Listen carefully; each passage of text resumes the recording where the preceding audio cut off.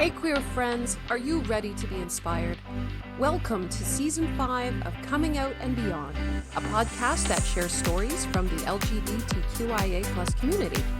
Here's your host, Anne-Marie Zanzal.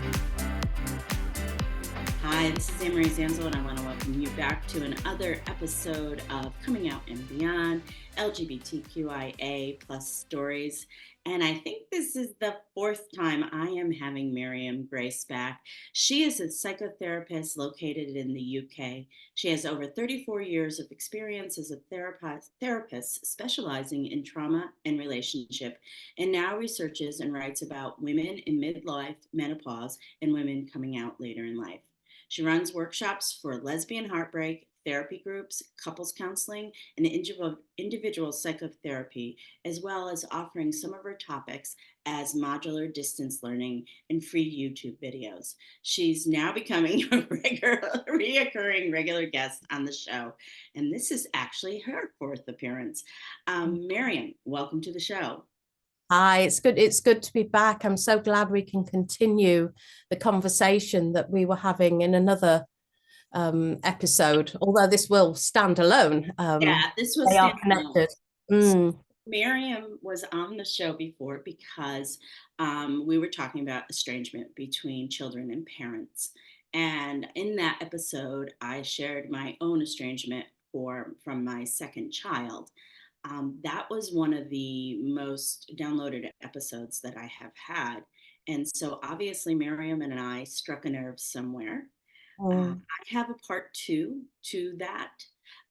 My child actually, I think we released that on a Friday, and their birthday was the next Saturday, a week later. And I texted them before their birthday, just said, "Happy birthday, I love you. I heard you moved." They moved.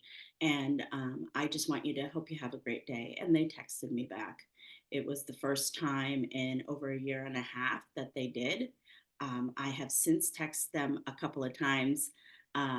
Since then, not a lot, just twice more, but each time I have texted them, they have texted back or have responded in some way. I have a lot of complicated feelings about that, but at least it is starting to move. Yeah, and a shift, but one that you didn't work for, one that you'd already done the work in the letting go. So it was a shift, but it arrived. Right. It was a shift, and I have a lot of complicated feelings. I'm glad that we are communicating again. I have found it interesting is that I have not been I haven't called them. I have just, texted. One of the things that's always been sort of hurtful when we have had group texts between their siblings and they never responded in the group text ever. And so I recently got a puppy, and when I sent pictures to the puppy, I included them in the group text for the first time in a very long time, and they did respond. So I am glad they're responding. And some of my feelings are a lot of sadness, but also a lot of anger over something that I feel was cruel.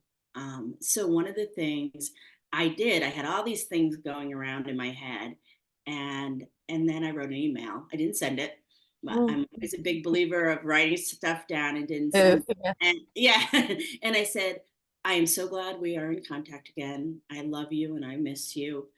But I don't think I can go forward in this relationship unless we have a conversation with a professional present that can help us and guide us through, reconnecting."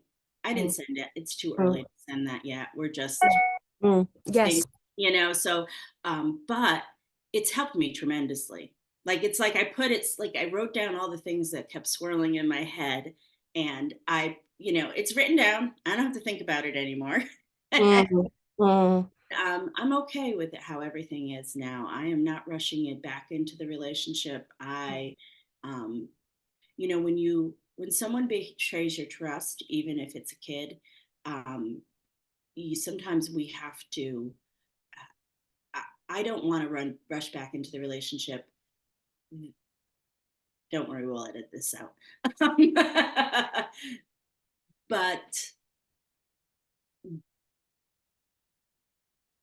there was a lot of pain caused for a lot of people, not just myself. Mm. And I love them and I will always love them. But I have beginning to think about, like, okay, how do you do forgiveness? How do you move on from this? And I don't, I am ready to move on, but I'm not going to just pretend nothing happened. Yeah, and I think, forgiveness is a very interesting topic, because can we forgive to order? Can we forgive because we should? Because my personal experience, my experience with clients is that you can move on, and you can do things with your behavior perhaps that are generous, but that forgiveness is sort of like a gift. If it arrives, it arrives. If it doesn't, it doesn't. Mhm. And I know that there's been situations in my life, and I've thought, I can't forgive that. I will never forgive that. And then several years later, one day I wake up and I think, it's gone. I'm Mhm. no, I'm no longer That's how engaged I, with yeah, that. that's how I feel about my ex-husband. I Yeah, mean, there was a yeah. lot of damage done in our divorce, Mm. but I have no ill will towards him. But I also have no feelings of connection except around our kids and Yeah, stuff like that. It's just yeah, like, okay, well, good, yeah. God bless, go live your life. And, Yes, we wish you well. I'll see you every year for some event for our child. Yeah. So, you so know? I sort of see forgiveness as not something that we can choose or can control, but something that, just occasionally in our lives, it just sort of lands like a bird or something, just flies in, and it's like, oh, I've forgiven them. But I think that the pressure to forgive, and the belief that our anger is in some way immoral or wrong is extremely unhelpful, because anger is a neutral feeling. I know people call it a negative feeling, but it's just information. Anger comes when a boundary is crossed. Mhm. So if you feel angry, it's information. Somewhere somebody's crossed a boundary. Mhm. um, and we can reflect on that, and we can think, have I been clear about my boundary? Do I know my boundary? Right. We can work on ourselves. We can't really do anything about other people other than clearly communicate our boundary. And I think it's also difficult because the context that your experience comes in is about shifting roles. So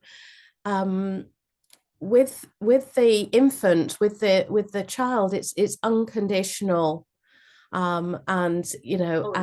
and Absolutely. the forgiveness is easy, and we don't bear grudges towards a child for accidentally hitting us in the face, or whatever, when they were playing Yeah, around and stuff. or they have a horrible tantrum or something like that.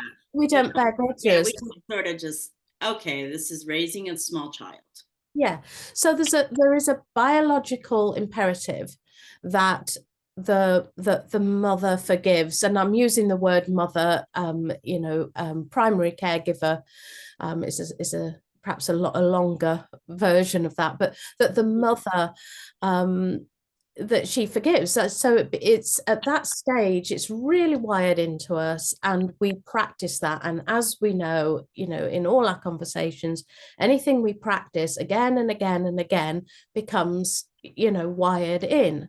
So this process of letting our kids get away with things is right and natural at certain ages, around certain behaviors, but can become habitual. It does with me. I'm a terrible soft touch, so I'm not having we say in England, I'm not having a go at anybody else. I'm acknowledging it's part of something that all of us go through, but we won't die if that bond is broken when the Right. child is an adult. However, we're programmed to think we will, Yes. or that they will. So our Right. nervous system will go into high alert, someone's going to die, I'm going to die, they're going to die. Our nervous system does not know that we can survive this, that nobody's going to die. And you spoke about that very openly in the previous episode around, you know, thoughts coming into your mind that you would never have thought, you know, could be there. And it's we're wired to forgive our children so that, you know, the human race can continue and we can protect them. So some of this is around us shifting into our midlife and into our middle age. You know, when our kids are adults, it's different, and shifting the boundaries as to be more appropriate for adult children is part of our work. And it's an internal boundary. So, you know, like you say, you sorted your boundary out. It happens that your child has, you know, been more communicative since that. And, you know, I do believe that they can pick these things up on the ether if they weren't listening into. Yeah, you know. it was so amazing that like a week later that happened. And you know, and also too, by the way, this child has their master's degree from a very very well known, like it's like one of the best social work schools in the United States. They're becoming a licensed clinical social worker. They work with young people. They have a 2-year postmasters at a very prestigious college. You know, so they're not somebody, they're very aware, you know what I mean? Like that this is the work they're going to do for their life. Yes. And so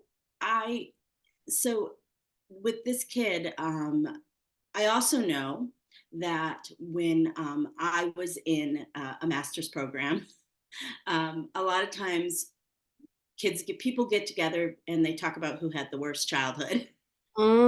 Especially if you are in the helping industries. Like when I was in my MDiv program, I went to some like it was like the who had the worst childhood Olympics. You know what I mean? Yeah. And I, you know, sometimes people get stuck in that, and so it's been, you know, I'm really glad that I know they're doing their work. That's my point. I know they're doing their own work, and hopefully when this is all done, you know, whether it's 2 year, you know, 6 months from now or 6 years from now, that we have a loving and kind relationship. And yeah, that's all I want. And it will never be what it was. It will never, ever, ever be what it was again, because this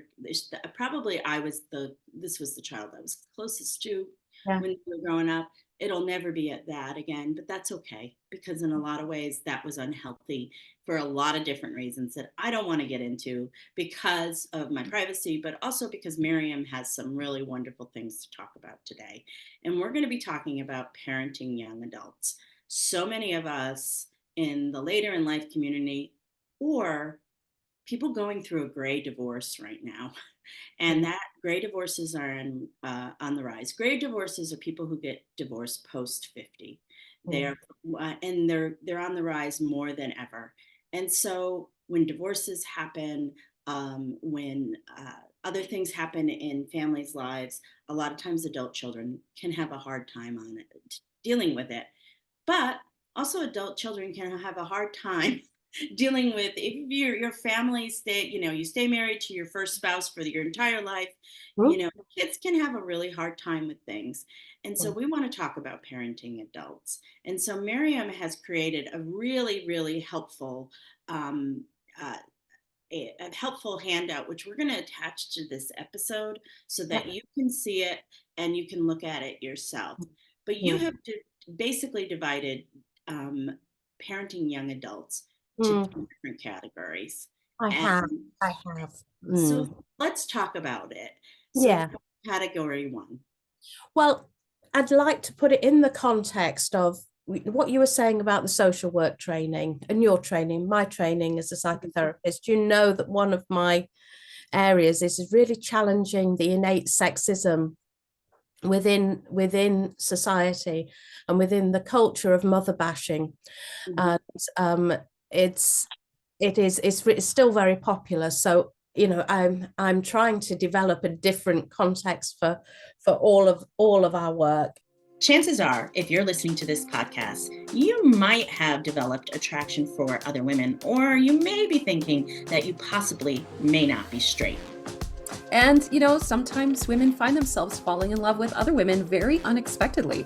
So, what do you do if you always thought you were straight, but you can't get a woman out of your head and thinking that you might want to be more than just friends? That's why we have an amazing workshop coming up called Beyond the Closet Door. That's right. The workshop takes place June 11th to the 13th at 7 p.m. Central Time. So who is this free workshop for? It's for any women. If you are cis, trans, non-binary, comfortable in women's spaces, who are rethinking their sexual identity and wondering, as I said before, if they aren't quite as straight as they thought they were. Okay, so is this workshop for women of all ages? Yes.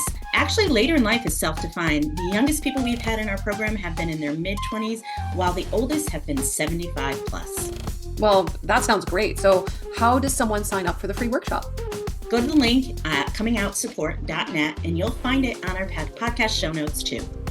So that's Beyond the Closet Door, a free online workshop, and you can sign up at comingoutssupport.net. Yeah, see you there. So the context I'm trying to develop is far less sexist than a lot of psychological theory. So I'm trying to get away from the mother bashing of the social work courses, some of the religious training that you've done for chaplaincy and psychotherapy training, and this distress that you've spoken about, and there's been an outpouring of distress since we aired that episode. Mm-hmm.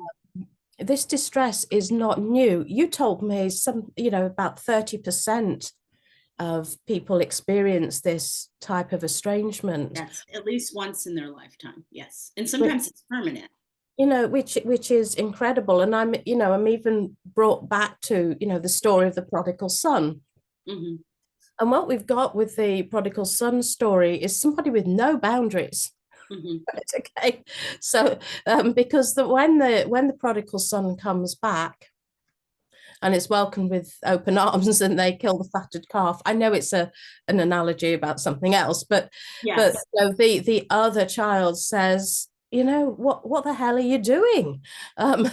What about me? I've been here this whole time helping you out on the farm.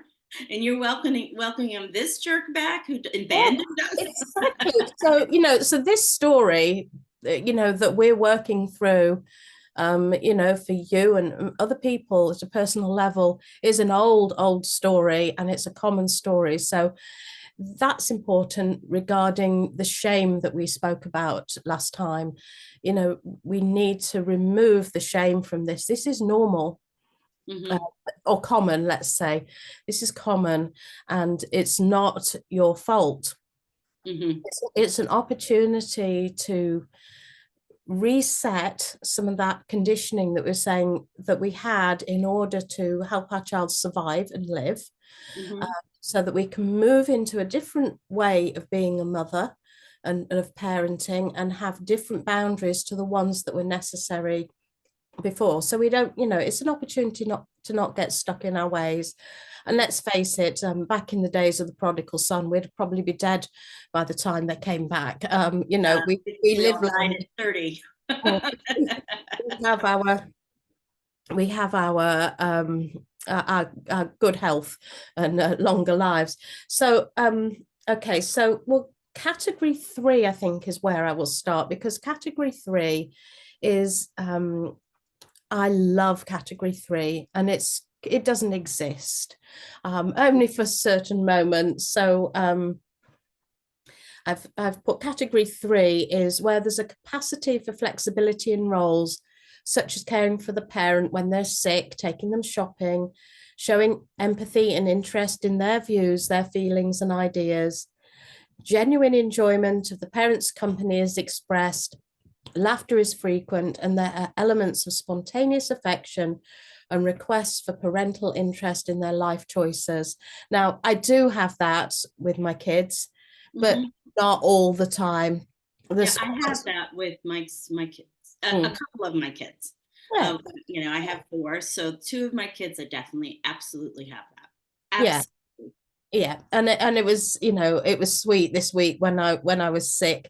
That's why I'm still coughing and spluttering a bit today. I was getting all these lovely messages. How are you today, Mum? And how are you doing? And I thought, that I'm getting some of this back. Mhm. But it ebbs and flows, and Mhm. there is whole aspects of their lives that I'm sure I don't know about and that they keep to themselves and their peer group, and that's fine. But they come to me and we love each other, and that's expressed. Um, so our response, how do we respond to our kids when they're being like that? Um, I've put enjoy this youngly acquired maturity and be mindful not to exploit it or take it for granted. Allow this may ebb and flow in and out of a healthy category 2 relationship. Category 3 behavior from your child indicates that that big treats such as family trips and larger gifts and extravagant holiday celebrations are likely to be satisfying and enjoyable.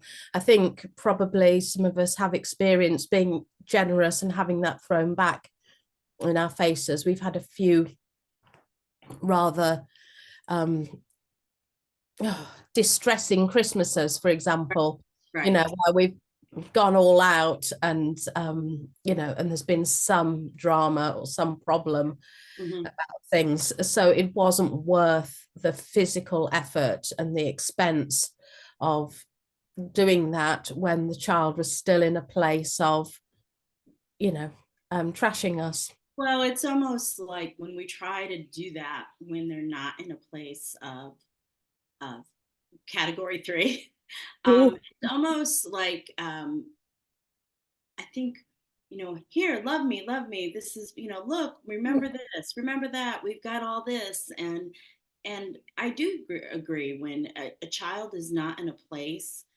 to receive, then maybe it's time to just hold back a little bit, because what will end up happening is we'll be disappointed. We'll be Yeah, and disappointed, and it'll yeah, be much more painful.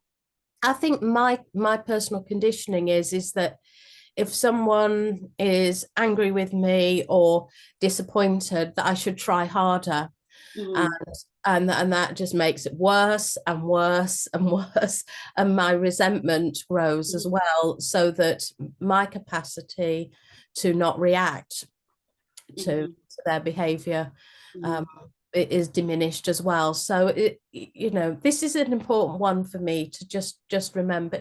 Check they're in category 3, Miriam, Yeah. before you go. Making Buck a wild. deal out of this. Exactly. So category 2 is really a happy, stable place, and the child might move into category 3 at times or even into category 1, but it's respectful and regular communication, adult negotiation skills, and sharing of household chores, if they're not with you, but when they come round, or just that sort of, you're talking to an adult. And something quite interesting, with my younger daughter, she's 26. um, she's she does have some health problems, but when she's staying at our house, she's quite likely to say to me or my wife, please can you get me a refill, another glass of water, like this. And I went away with her in January, and it was like, oh my goodness, I was on holiday with an adult, and she was like, can I fetch you something? Would you like me to get you a coffee? Do you want first shower, mum? Or I'll take the keys back because you're tired. And it was somehow taking ourselves out of the context of my house, my home. Mhm. I was really able to enjoy, oh, she has grown up, okay, and she's a really lovely adult. So that Mhm. might be a little thing to try sometimes, if Mhm. people are thinking that, what's going on here, why does my 26-year-old behave like a 12-year-old when they're home? It might just be the familiarity of the roles, and they fall back Yeah, into it. absolutely. Mm-hmm. And it's never one-sided. You know, she's only saying, can you get me a refill, because she knows that we will. So that's the bits, you know, that I want to come on to. So the category one is the thing that we've been talking about, and this is where there's minimal or no communication, including blocking. If there's abusive behavior, which might be psychological, verbal, or physical, if there's lying, irrational outbursts, or a pattern of spoiling special occasions, thieving, you know, drug habits and that cause them to steal, that sort of thing, and damage. And there's, you know, there's a spectrum here, but this pattern of spoiling special occasions isn't, you know, that isn't mild if it's a pattern. Yes. You know, it's yes, actually, yeah, absolutely. It is it's not my, sabotage. it's Yeah, sabotage. Yes. sabotage of something that, you know, for me as a bit of an earth mother, you know, I create beautiful space, and so someone to come in and throw a grenade in is not okay. Right. It is not okay. Yeah. So this is about what I think as a therapist that your, you know, your response should be: no contact in general. Try to reach an agreement with your child about how birthdays, illness, family occasions, bereavement news should be communicated. And then unconditional, that this is part of this, unconditional practical help with medical or housing, food or safety needs where this does not endanger or impoverish the parent. Okay, I have a question about that. So, you know, the tough love philosophy. When a child has like really struggled with addiction and has caused a lot of problems in the family, you know, part of the tough love is letting them just figure it out on their own. Yeah, yeah.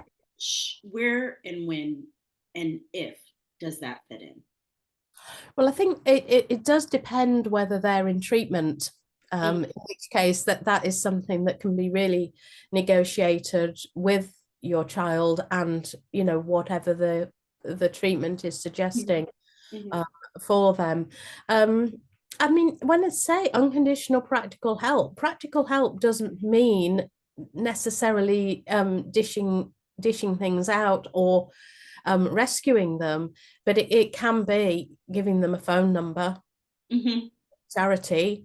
You know, I just, you know, I just really believe that whatever we would do for someone in the street, we would do for that child. So, you know, if someone needed, you wouldn't bring a violent or abusive child into your home, but you might find them a shelter, that sort of thing.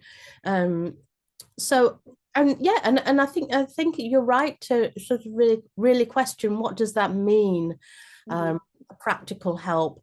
And so I think where it doesn't endanger or impoverish the parent, we can take the endanger to not just be about physical danger, but also about that psychological danger. You know, remember that, you know, I know that some of this was to do with some medication, but the dark places that you went to, you are not alone with that. You know, so many people, their mental health is really badly affected. Well, And so boundaries need to be there for that.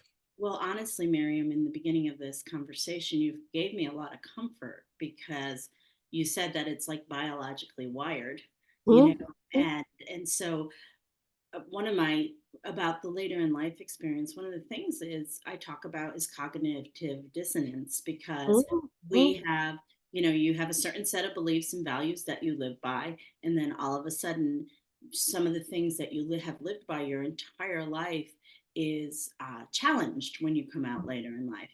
And so even though you keep getting information from outside sources and everything like that, you're not straight. You keep saying, no, I'm straight. No, I'm straight. No, I'm straight. Because, you know, I was told I was straight. And it takes a while for the brain to rewire. it So in my really own does. experience, Mm. I would say about 5 years. It took about 5 years for my brain to go from a completely straight heteronormative brain with a little gay stuff floating on the outside to like, oh, I'm gay. Yeah, it Yeah, took about 5 years. this is the thing, is that the brainwashing's happening, isn't it, 24/7 over Mhm, decades. And mhm. so, I mean, I'm glad you brought up the brainwashing bit. I think we could stop sharing now. I think the other Okay, side cool. is quite similar. Um, but I've got a couple of things that people could try at home. Uh, Mhm, so this last weekend, I was running a retreat for women, and one of the exercises we did, so you could do this with a friend or partner, is finding your space, your physical space.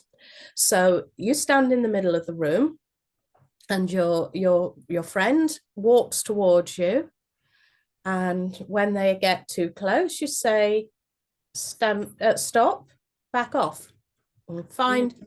where your space bubble is. And you can swap over, because different people have different space bubbles. And Um, different cultures have different yeah, space bubbles. and in Yeah. different and with different people. So that's a really good exercise to do. Another exercise we did was standing. We did it sitting, we did it standing, we did it throughout the weekend. Was we just look each other in the eyes and we just say, no, Mm. no, no, no, no. Our neural pathways, we don't practice no. So I see this, sometimes I jokingly say, I'm going to teach you a powerful magic spell. You ready? No, no, no. And I mean, but it really is a powerful magic spell. And you could, if you were a witchy type, you could draw an imaginary circle around you and Mhm. really practice this no. And I know this sounds probably really simplistic, but we're talking about developing these neural pathways, and we don't get brainwashed enough with the no. So we Well, don't it's so funny. practice yes. I was talking with somebody yesterday, and I tell this story about, when I was in hospice, one of my roles as the chaplain was to Mhm. do the inspiration every morning on our team Yeah. calls, right? And so Mhm. one time I said, no is an anointed word. And you Oh. should have seen the hospice director. Because I just gave the team to say permission to say no, because in hospice they're always pushing people's boundaries to like take care, take care, take care. And I mean, it's a very grueling job. A lot of people go into hospice at the end of their career thinking, oh, this no, it's a very hard job. Yeah. And so when I said that, like, I thought her head was going to fall off, Yeah. because she's also a good Catholic girl too. So, you know, but honestly, no is an anointed word. You are allowed to say no, and you Yeah. don't have to give any explanation. You can just say no. And I'm asking you all, and myself, just keep practicing it, because it's easier to change a no into a yes. So if you said to me, Anne-Marie, would you like a coffee, Miriam? I could say no. Oh no, actually, I would like a coffee. Mhm, That's much easier, isn't mhm. it? And yes, and then you go to all the trouble of getting me the coffee. It's like, no, I don't want it. It's Right. easier to change it that way around. And a little NLP, that's neuro linguistic programming thing that I do, that I wanted to share with you. Is called the circle of confidence. So you might have a hula hoop, any of you lying around, or you might not. But if you have a hula hoop, get your hula hoop, put it on the floor in front of you. And when you step in to the hula hoop, I want you to feel your feet on the ground. I want you to feel your confidence all the way up your body. I want you to remember the most you've been, the most authentic you've been, and to know how precious you are and how important it is to protect that you. Mhm. Okay. And then step out and return to your default neutral mode. Then step in again and really, increase this power and confidence, and then step out again. And then you start to get this sense that whenever you step into the hoop, you have something extra, you have extra superpower confidence, because you've really focused on. So this is a technique called anchoring. And so I don't suggest that you go into your job interview with a hula hoop. Right. You might, but you can always take an imaginary one in, and that, you sit in that hula hoop in your job interview. When you're on the phone to your kids, you're in your hula hoop. And that just by imagining that, your physiology, your nervous system, your posture, your whole body will remember who you are. And that the really crazy thing about this is that is just what our kid is doing themselves. That's what the 2-year-old's doing, and that's what the teenager's doing, and that's what the I imagine perhaps misguided young adult is doing, is they're saying, no, I'm going to keep my authenticity untouched, uncontaminated by you. Like, if they can do it, we can do it. And it's not our job to do the sloppy boundaries of the parents of the prodigal son. So do not be the parents of the prodigal son. Get your hula hoop out. I'm sure they didn't have hula hoops in the Bible, but that I would like us to practice a new way of being and of supporting each other. That when we do that, we are communicating at some level to our children, who we do love, even if we don't like them. That we are saying no is an anointed word. Yes. And I can say it, and you can say it, and that's your right, and this is my right. And we're saying, I preserve my authenticity, I preserve myself. I think you have a title for the podcast. No, good. I love that. So I have a question, and I know you've heard this so many times in our community, in our Later in Life community. I don't want to lose my children. In fact, I had a discovery call with somebody this week. She's the mother of 5, evangelical, and she's like, I don't want to lose my children. And how do you, now that was exactly what I said in the beginning. And I mean, gosh, we could really unpack the sexism, the misogyny around that, because if a mother steps out of line, then she'll lose her kids. If a mother doesn't conform to compulsory heterosexuality, they will lose their kids. That is like a narrative that runs through this.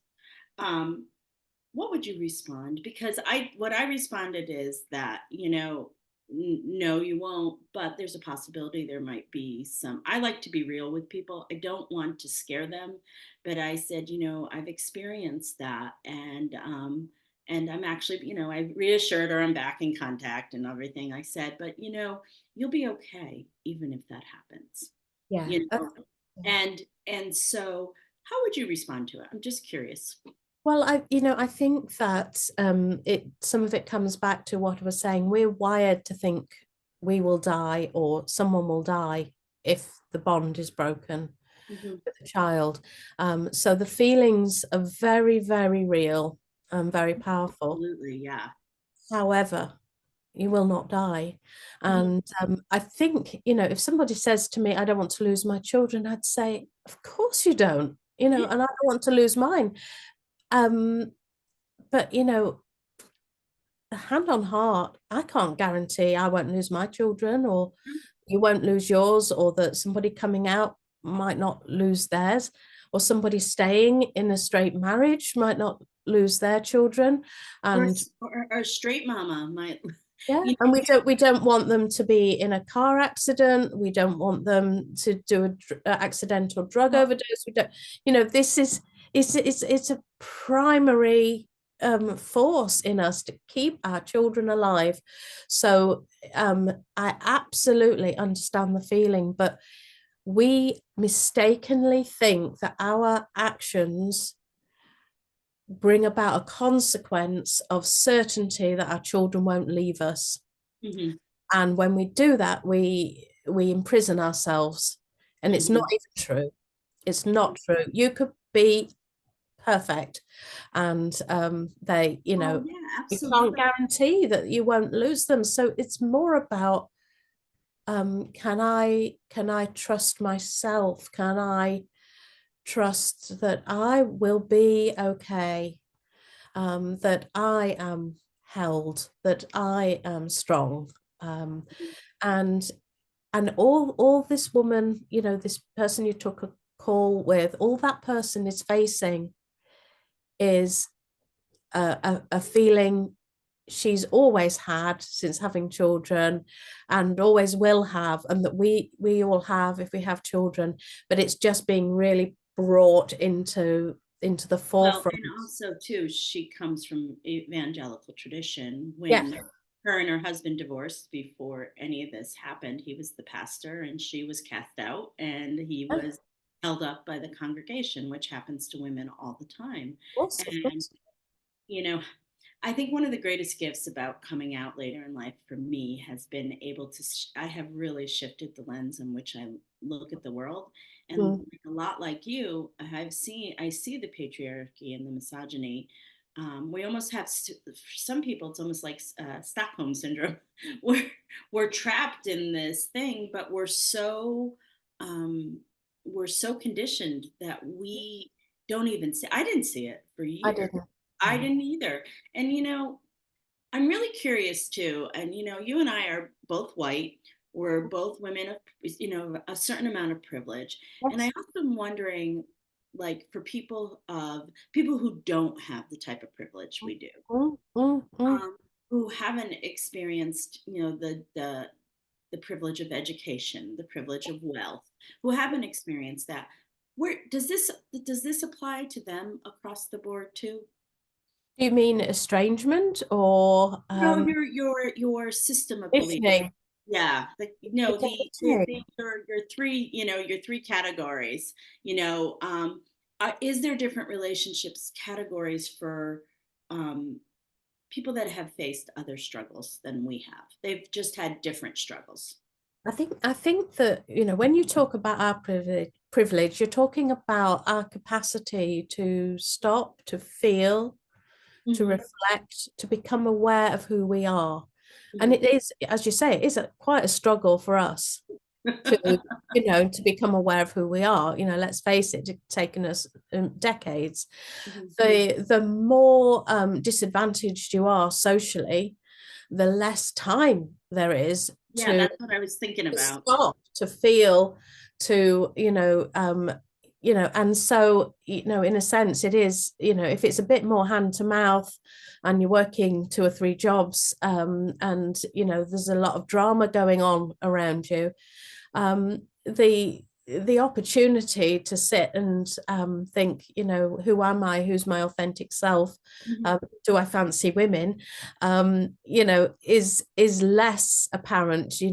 I think, there's a spectrum of gay, isn't there? And you'd have to be super gay to really know that in this society, if you were being oppressed in multiple ways. Um, There's yeah, You're right. There's less time. People often who are more marginalized. There's often like, you know, this is like this is stream of consciousness right now, but yeah, like there is less time because they're dealing with, the basic needs. Erickson's hierarchy of needs. That's yeah. what they're dealing with, Mm. and but they still get there, which I think is some people do. And so I'm really curious about that.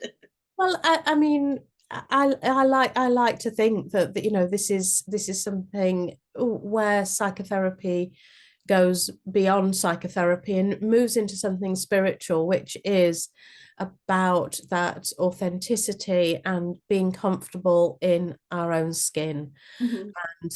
that is my aim, is to help people be as comfortable as they can be in their situation. And it's sometimes that is not easy.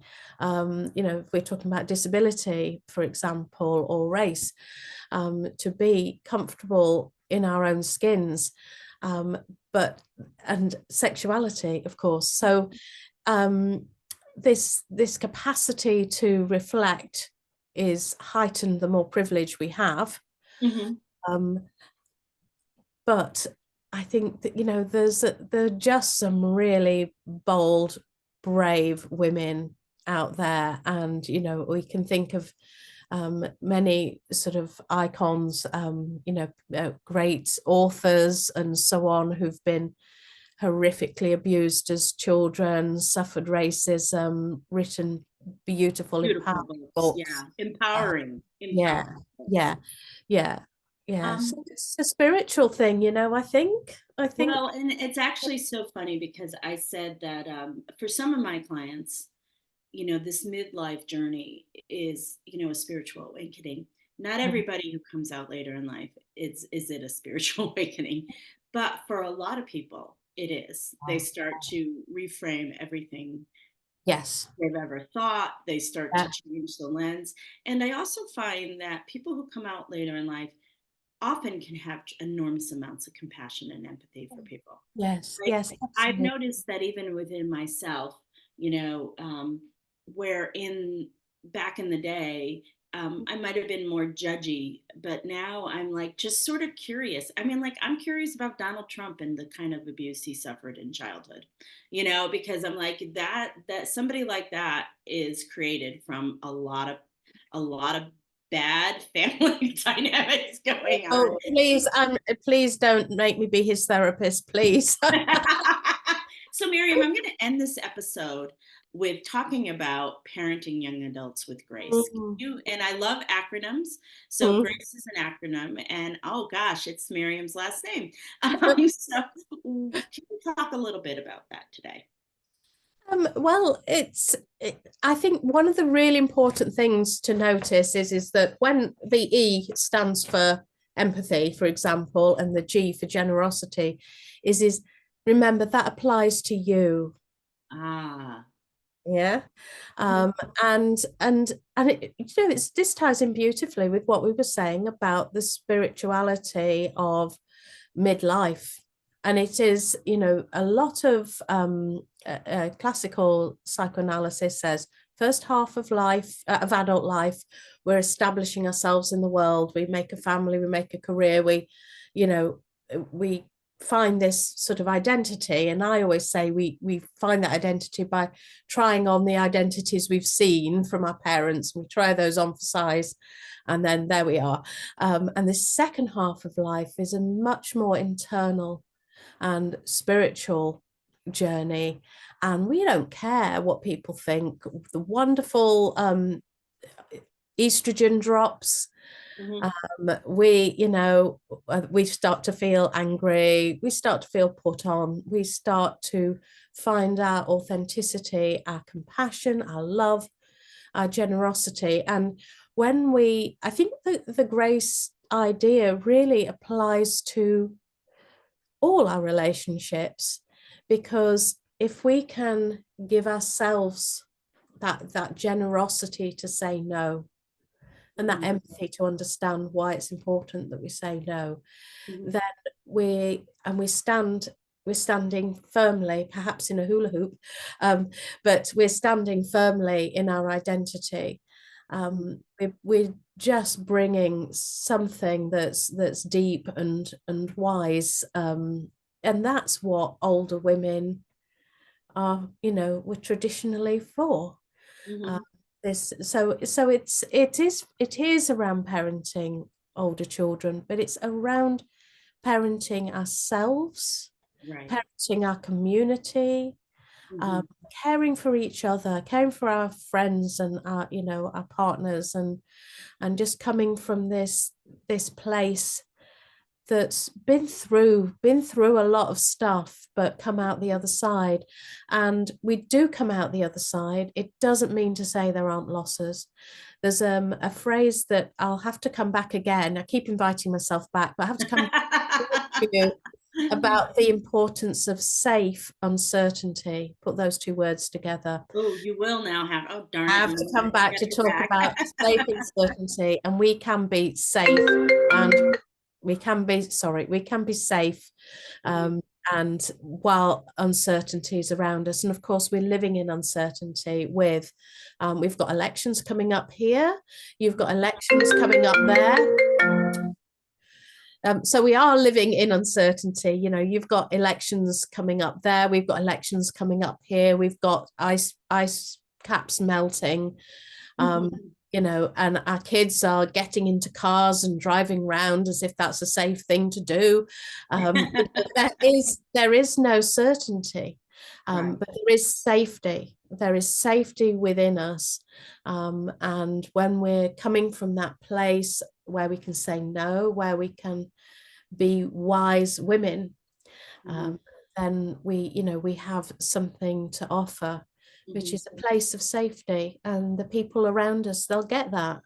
And they're like, okay, yeah, Anne-Marie is safe. She's safe to be around. So I want to thank you for coming on the show today.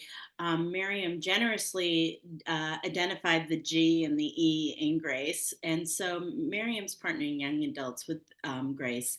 It's an acronym. It's generosity, respect, acceptance, compassion, and empathy. But what I like the most, what Miriam said, it's for our kids, but it's also for ourselves. And also being able to give ourselves that, not just our kids. Yes. Yeah. Thank you, Miriam. I'm going to have you back a couple months from now. Our new phrase of the day is "no is the anointed word." I love it. I love it. Yes.